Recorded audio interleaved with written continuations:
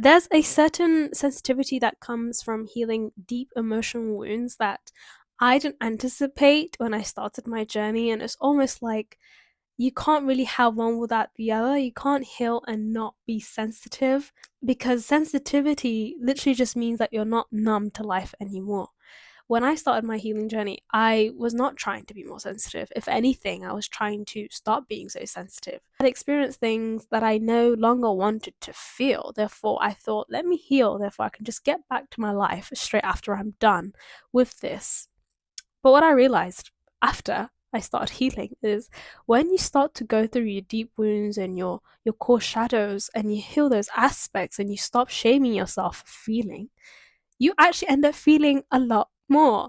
And for a minute, like after 3 months after I started healing, I started like September, and it got gradually more intense around December. The healing, the knowledge, the uncovering, the tears, everything that I went through was most intense around December. Around January, February, March of the next year, so now we're in 2025, 24, sorry, it's last year, I was a lot more sensitive. I noticed things that I did not notice before. The slight changes in people's mouths and like their facial structure. When people make remarks, their face slightly twitches or whatever, and body language, and just being so sensitive to eye contact and all that extra stuff, and words and foods. I was like, am I going crazy? Like, I'm supposed to be healing. Why am I only getting worse? That's what I thought. I thought I was getting worse. I was like, why am I more sensitive than I was in the beginning? And what the sensitivity is, like I said already, is it's not the fact that we're genuinely just more sensitive in terms of our feelings get hurt more, or that we are making things up on what's going on around us and we're becoming intolerant to certain foods or whatever. It's because we're no longer numb.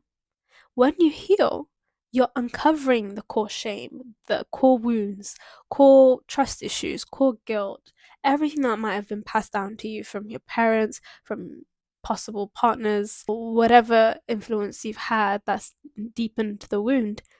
And you're uncovering it and you're giving yourself love. And when you give yourself love, you no longer can tolerate the environment that you're just coming through. So your environment kind of becomes something that you can no longer tolerate.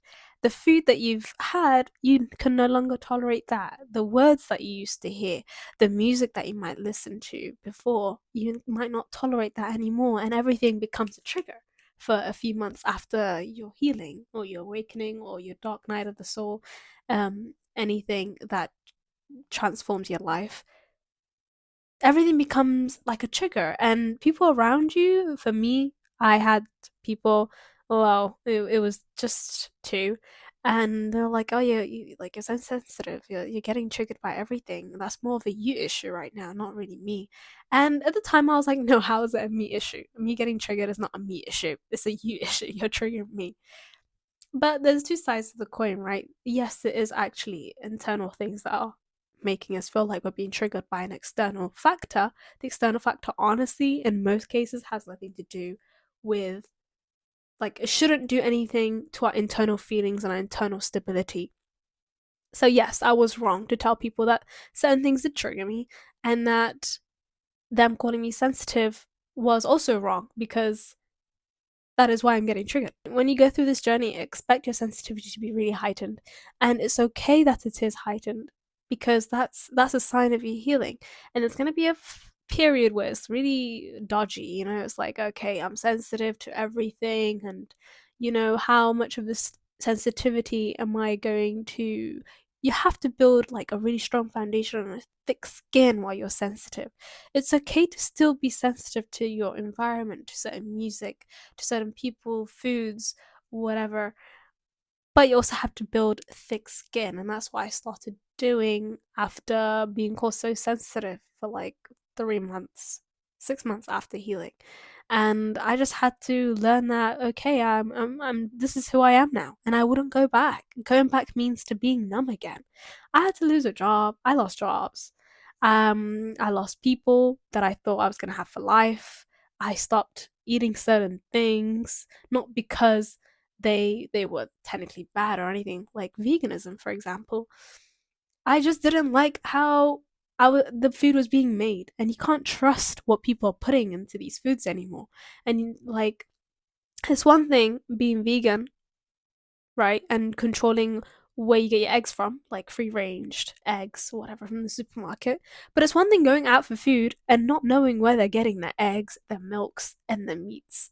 That is when, okay, some restaurants give you that information, but I really highly doubt that, like packaged foods, we don't know how good of a quality that milk, egg, or meat really is.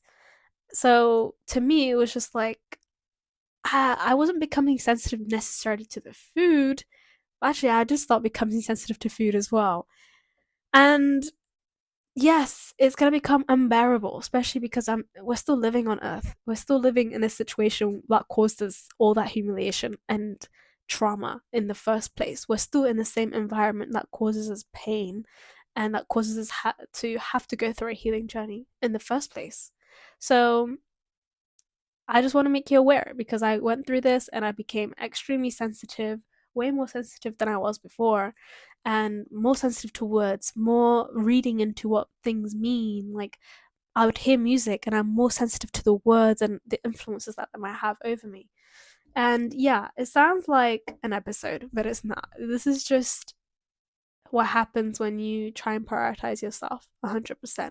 When you're trying to love yourself 100%, you kind of notice a lot more red flags that could cause you to be in a state of pain, and you don't want that. Sensitivity is just not being numb to life anymore.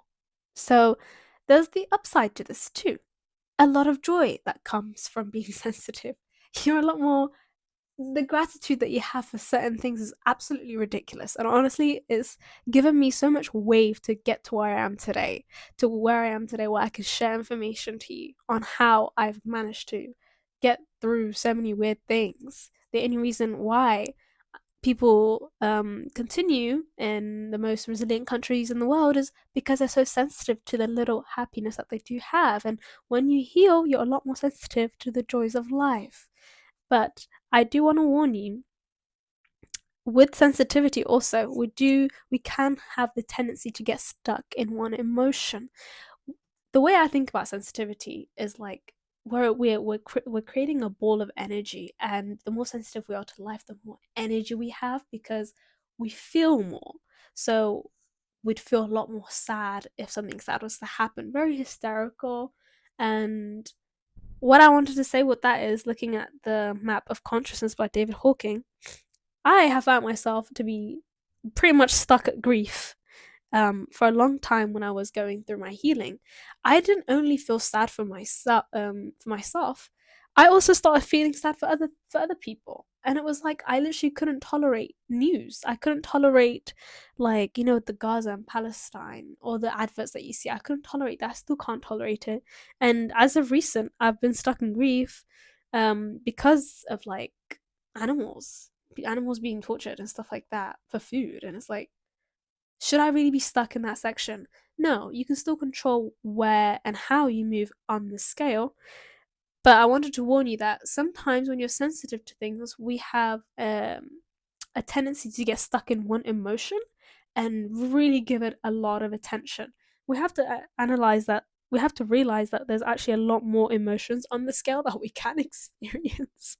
So, for me, whenever I am in a state of feeling sorry for people, and yes, as nice as it is for me to empathize with people, it doesn't actually help the overall system. Since we're all connected, we do need to be experiencing a lot more peace, love, and joy, and acceptance and courage for the wheel to go around for everybody as well. Because we can only cause a domino effect when we're really positive and change the world that way, rather than being so in grief and apathy due to our sensitivity and being stuck in a position of inactivity because we feel so bad for the world and maybe for ourselves.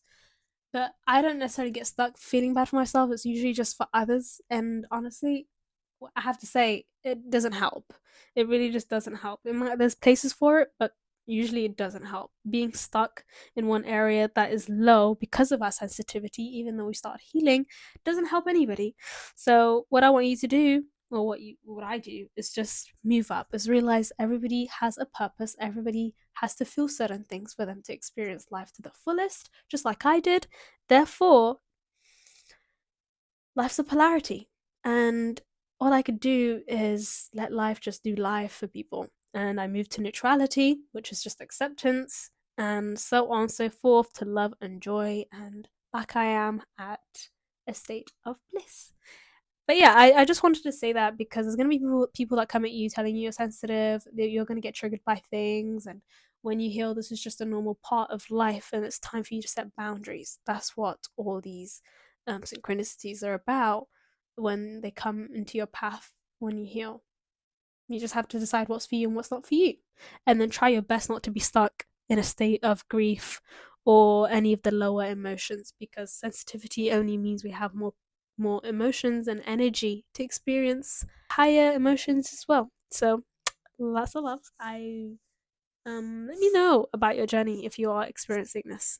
Anyway, I love you and bye.